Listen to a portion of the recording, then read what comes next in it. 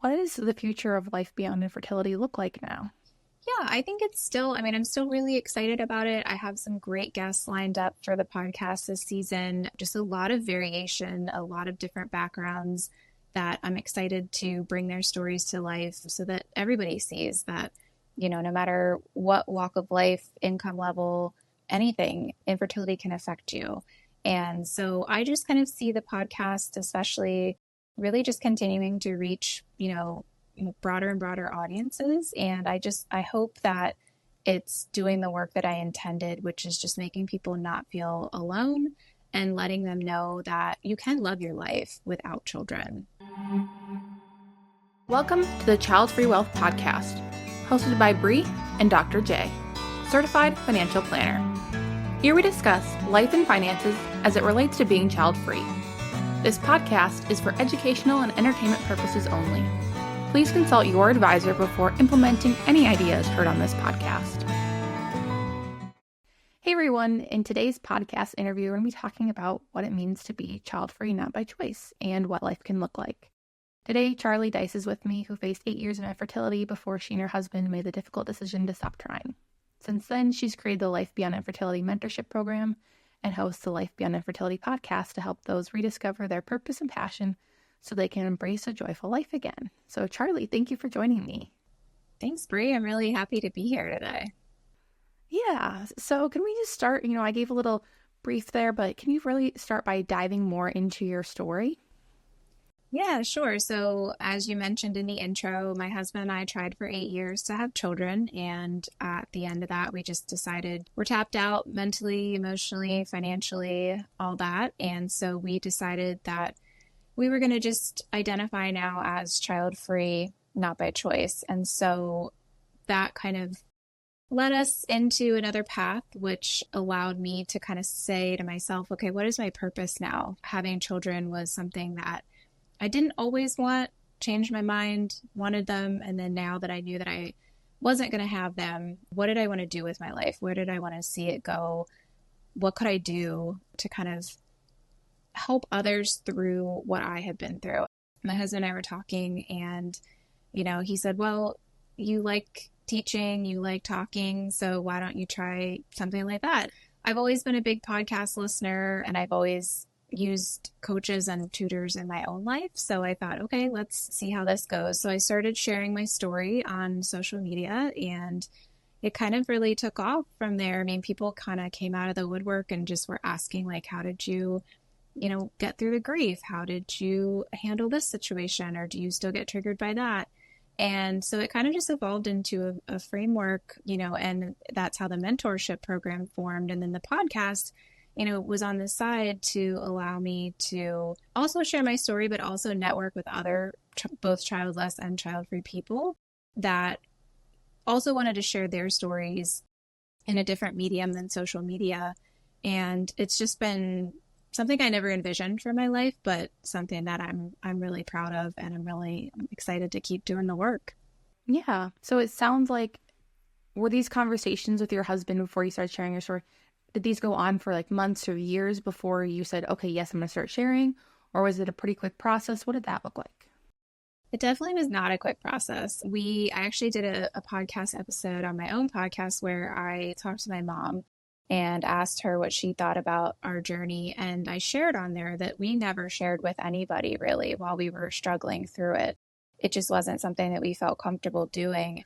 The jump then to actually sharing publicly, not just within our own families, but publicly, that was definitely something that caused a lot of deep discussions to happen in our marriage. And it was something that we just had to make sure each of us was comfortable with what the other was sharing. And from there, that was part of the healing process. It really felt good to actually say the words out loud into the universe, even if nobody listened, and just have it be something that was no longer shameful, something that I no longer hid behind. And my husband is still very private about it, so I respect that and try not to bring him into conversations too much. But it definitely was something that, one, we didn't talk about throughout the 8-year journey with family. And then after we decided to continue on child-free, it took about 6 months, I'd say, before we were comfortable sharing it, or I was comfortable sharing it with the public. And you mentioned a really good point in there that I think, and if you're not in this podcasting space, can be forgotten. When you have a spouse, you have to take their feelings and boundaries and all of those into consideration. Was there a point where you really sat down and clearly defined what those were so that you could share your story and you could help other people and also kind of get that, healing going in yourself, but also do it in a respectful way? Was it very clear, or was it just over time you learned? Over time, we learned. I think that's just the nature of relationships in general. You kind of learn what works and doesn't by experience. And I mean, my husband and I have always had a pretty open dialogue with each other, but he tends to kind of shut down and not want to talk about something if it's not a topic that he's comfortable with. So it took a lot of, and to be very honest with you, we did do some therapy sessions just to have that objective third party kind of take a look and say, hey, you guys are not looking at this from the same lens. Let's try to find one that you can agree on. And so, yeah, it definitely took work. And like I said, we very much had to lay out very specifically what we were and were not okay sharing. And I think we're at a good place now. Like, he supports me in the work that I'm doing. He still doesn't want to be a part of it, which is fine. But at least I have his support, and I know that he's behind me at the end of the day. Yeah. And that's really important. I like that you mentioned, you did therapy and have that objective third party, because that can be super helpful when you're talking about any topic that is just can be real sensitive. Having an objective third party, laying out clear boundaries, and then this still allows you to do the work that you're doing now, helping other people. I'm curious, over time, did you envision this becoming the mentorship program as it is now? Or is it, I'm just going to share my story on social media and share what parts we're okay with sharing, and then that's it? Or were you always had the end goal of the mentorship program? I definitely didn't have the end goal of the mentorship program. I at first just wanted to stop feeling ashamed about how my life had turned out and what it looked like. And I wanted to stop feeling guilty as a woman, for not being able to do what my body apparently was designed to do. At first, it was just, I just need to, it was my own kind of therapy, really. Journaling and stuff is great, and I definitely think you need that. But actually, talking to other people who have been through it is really cathartic and can be very, very helpful in a healing journey, especially from this type of grief. And the mentorship program and podcast and all that kind of just evolved from there as I started, hearing from more people, reaching out to more people. It seemed like something that, and is something statistically, that a lot of people go through, but not a lot of people talk about it. Yeah. What role do you think that community can really play, either while somebody has gone through infertility and stopped trying, or is saying, I'm still going through infertility and I'm continuing trying? Do you think that not talking about it when you were going through, and it sounds like you didn't really have a lot of community because you weren't sharing it. Is that correct, or am I wrong on that? Yeah, no, you're absolutely right. I really didn't have any community, but it was self-inflicted. So now, do you envision and kind of wish you would have started having that community earlier? Because you have a community right now of people that you've kind of grown with. Is that something you would have wished you would have started sooner, or what does that look like? I definitely do. I think you do need to be careful in any sort of grief space, because there is always that toxic positivity aspect of it, particularly in the infertility community. But there's another side that is completely realistic in its positivity and just very, very helpful to, experience yourself. There's always someone out there that has gone through maybe not the exact same thing that you have, but enough similarities exist that you really feel this camaraderie with them, and you're like, oh, this person actually gets it. So I definitely wish that, looking back, I would have started to create a community, or at least put myself out there to one much sooner. I think that I would have definitely worked through my grief and expedited my healing journey even more so than I did. You mentioned toxic positivity in there, and that is a term that I have used before. Dr. J and I were having this conversation about toxic positivity the other day, and the idea that everything always happens for a reason and all of that. I personally don't believe that. I think that's a very harmful idea and can hurt people.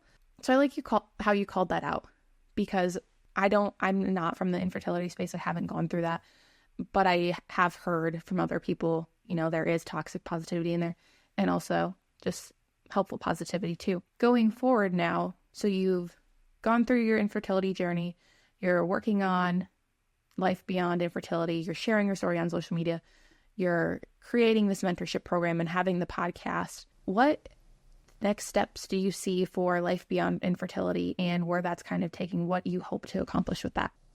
I kind of just recently made a pivot too, where I really want to concentrate on the podcast piece of it. That's something that I think definitely can reach a broader audience, or even, a larger audience within the infertility community. And I honestly have met so many incredible men and women, being able to talk to them and just have them on as guests, and then return the favor as guests on their podcast, like you just did recently on mine. I really see that kind of being the direction that I go in with it, and just being able to kind of broadcast this reality that infertility and not having kids beyond it is not a death sentence. Like, I love my life, and a lot of us that are in this situation love their lives as well.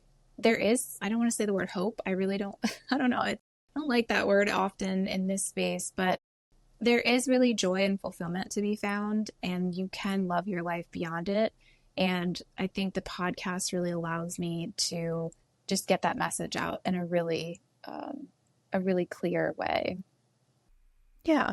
And I think, at least when you first approached me, so for the listeners, Charlie had sent a message a few months ago and said, "Hey, I'd love to be on your podcast. I'd love to talk about my life and kind of share it." And I looked through it, set up a call with her.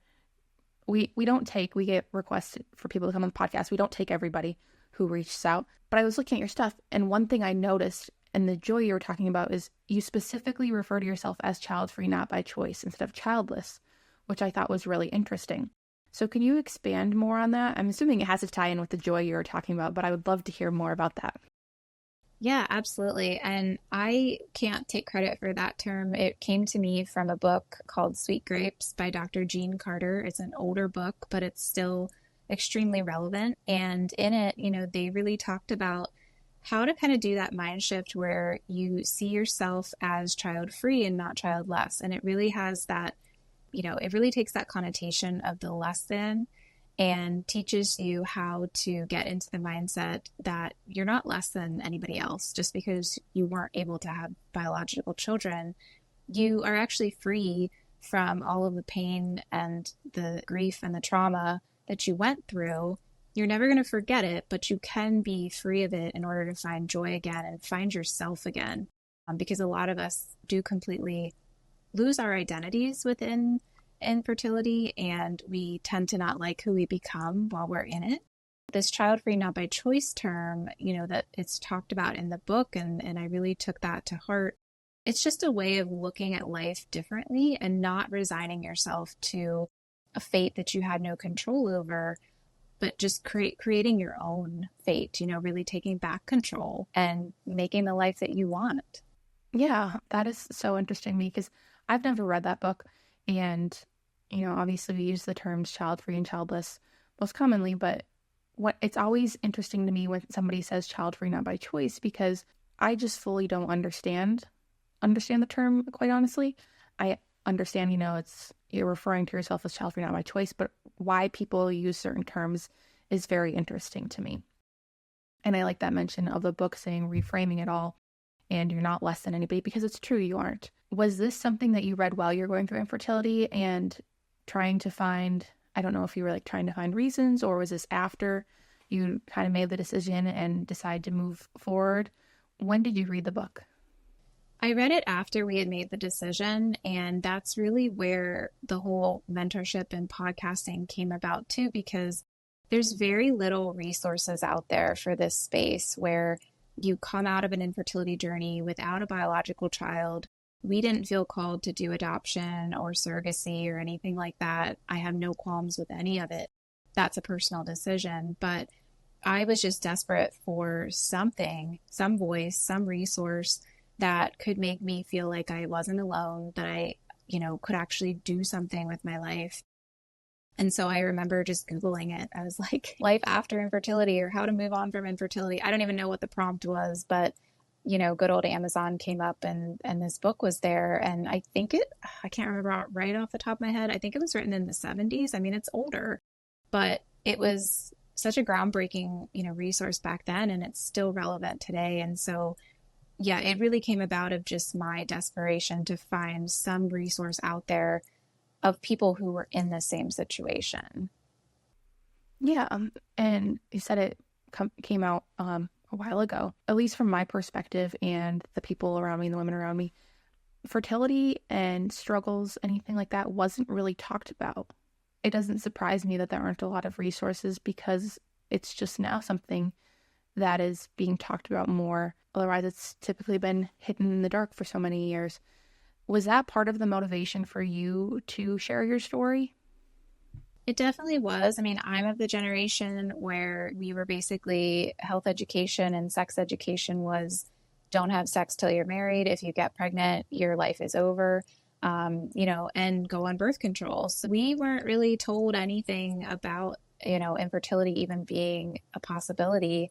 We're just now seeing in our generation the medical statistics, and resources are saying like birth control long-term use has had a huge impact on our society's fertility numbers. And so it definitely did have an impact on why I kind of, went into this space too, because I don't want other generations of young women and women in their 20s and 30s to not know.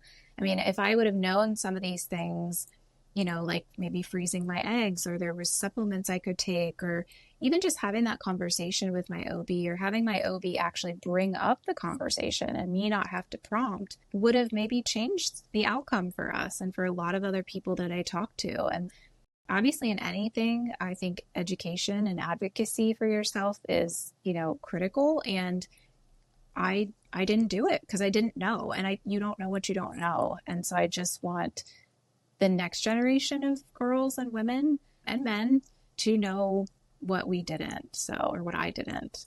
Yeah. I mean, you described the sex education that I received in high school, which was, don't have sex till you're married, and that's it.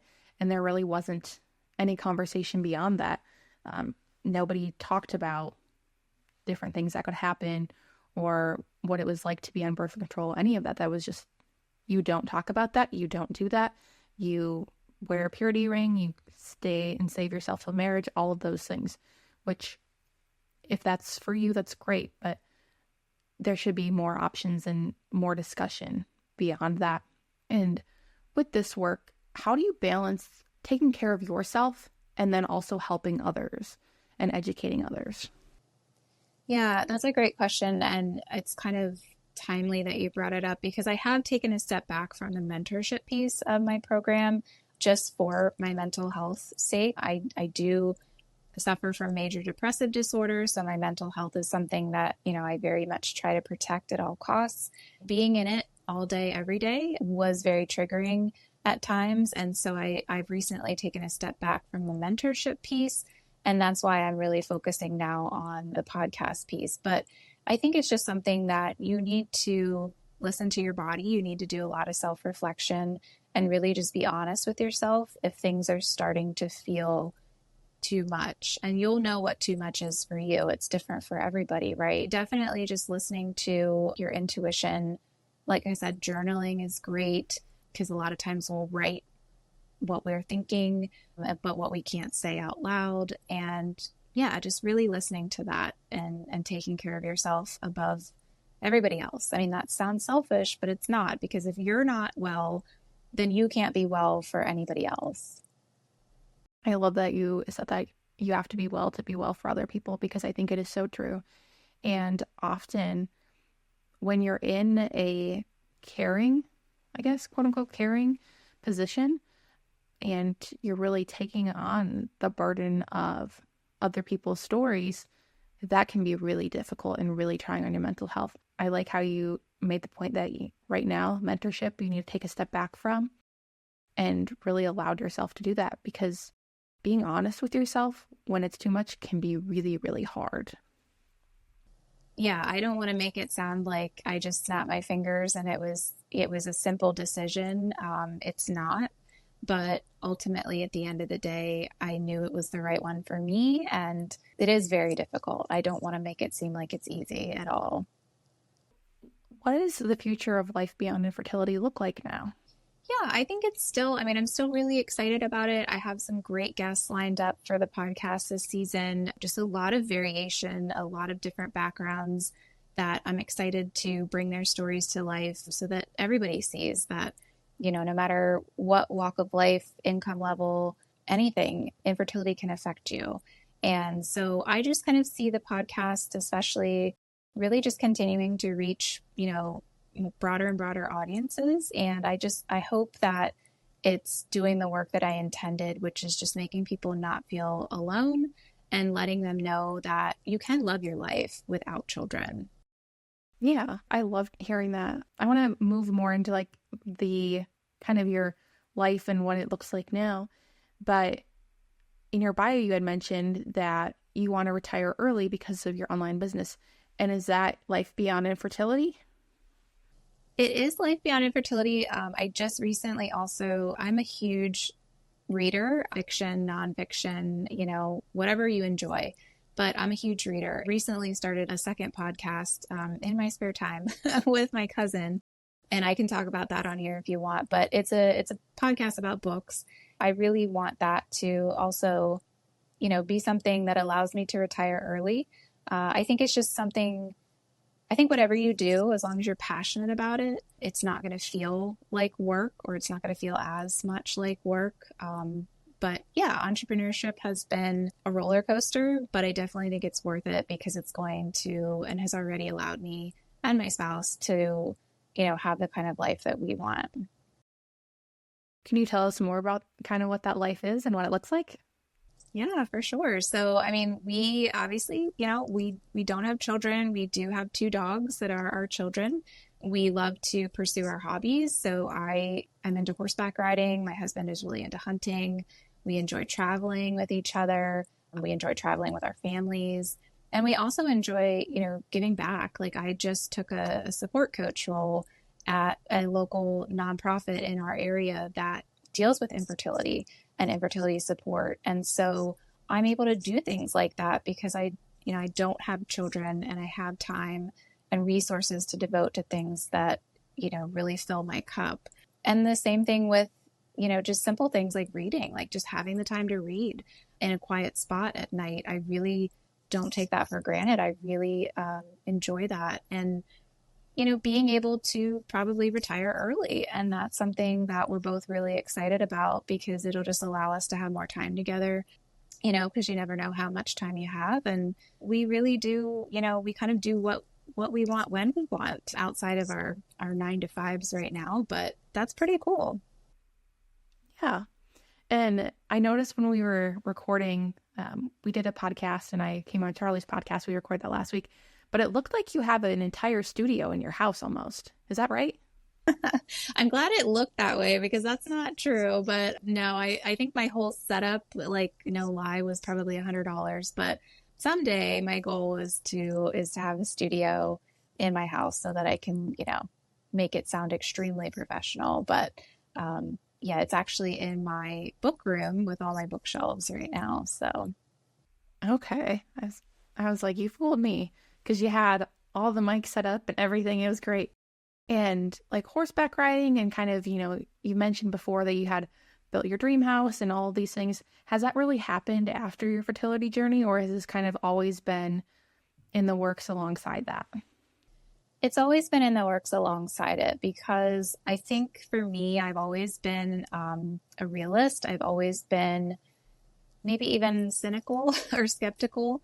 I never wanted to leave anything to chance. And so my husband was pretty much the same way. We always kind of want to the extent that we can, be in control of our destinies, even while, we were trying to conceive, we were still doing the things that we loved in terms of our hobbies. We were still saving money in order to build our dream house.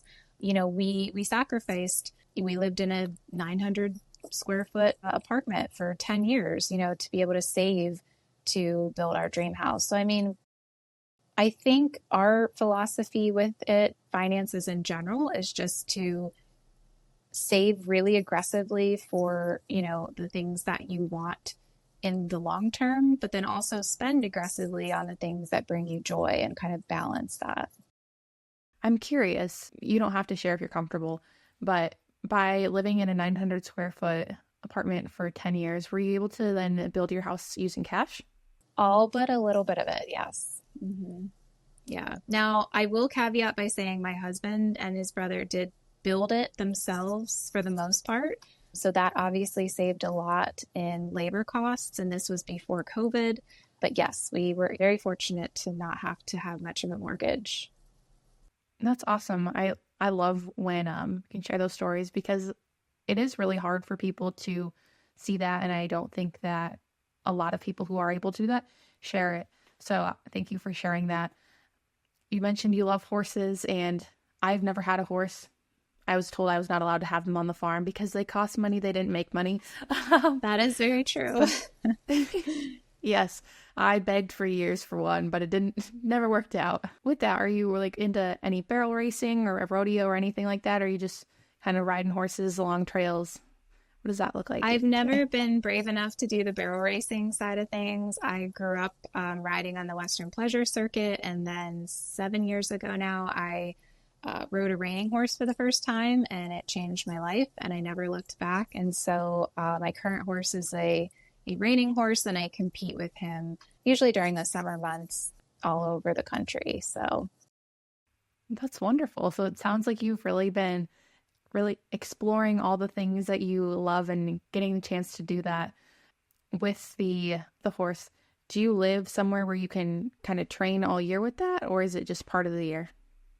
So that's our next kind of big financial commitment. Is we do own land, and our house is on land. So we would like to build a barn in order to, we also raise show pigs. That's my husband's side of things. So we would like a barn on the property, because right now I do have to keep him off site.